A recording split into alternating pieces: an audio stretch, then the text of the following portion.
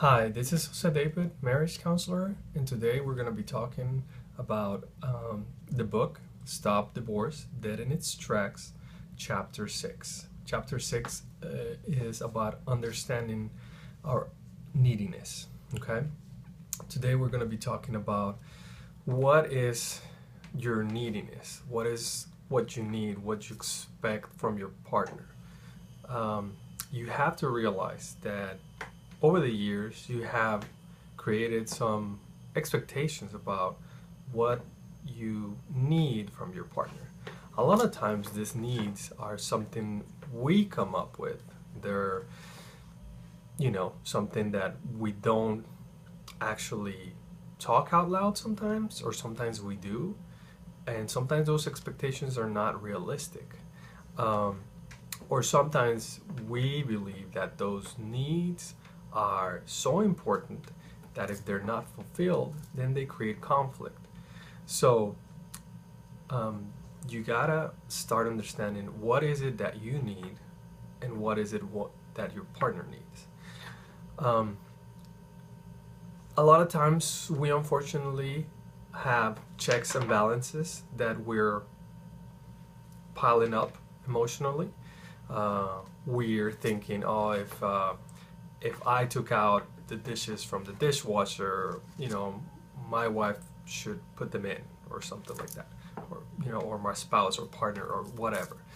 And a lot of times those things are things we come up with in our own head, and when there's not good communication, we don't express that to our partner, and so that makes things difficult for ourselves and for our partner, and that's how conflicts are created. Because a lot of times are these unwritten rules of what I should be given and what I should be receiving. And a lot of times those things don't match with each other.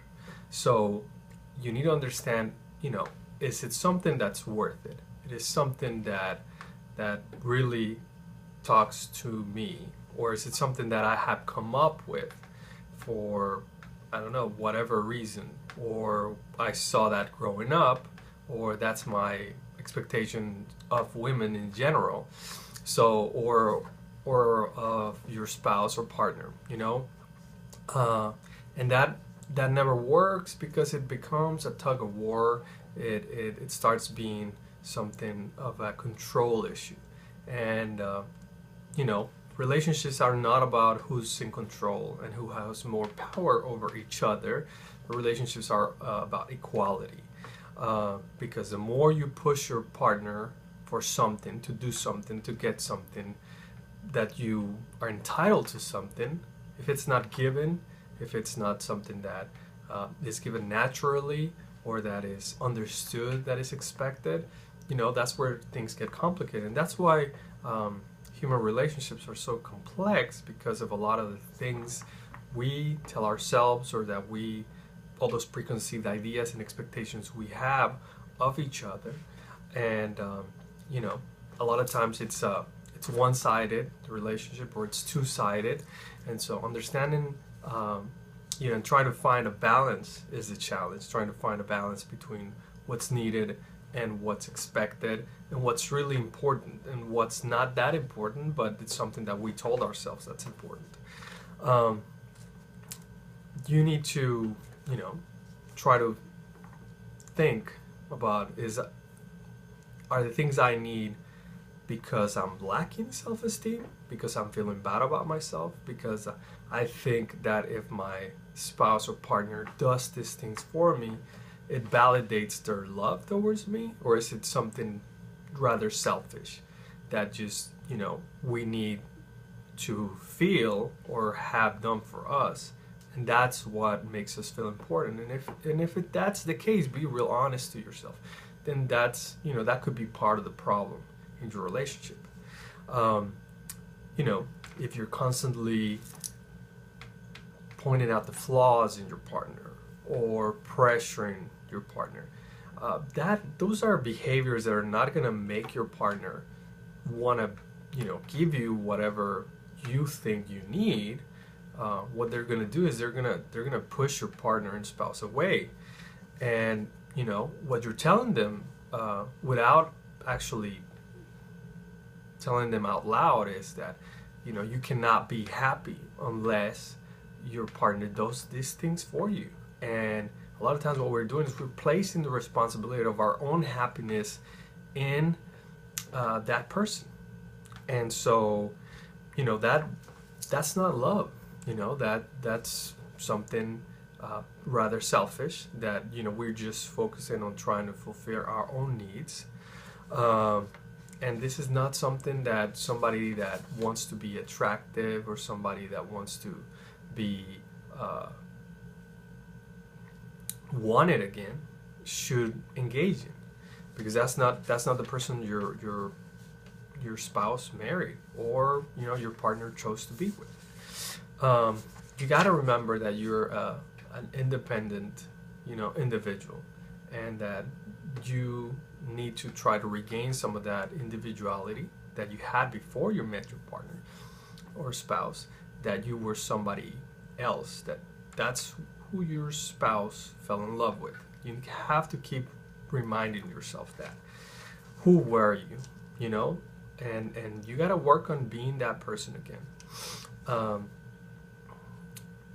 We have a story in the chapter that talks about a you know, an individual that came into a counselor's office, and, you know, he was, you know, looking for help, trying to figure out, you know, I need to get some help with my spouse.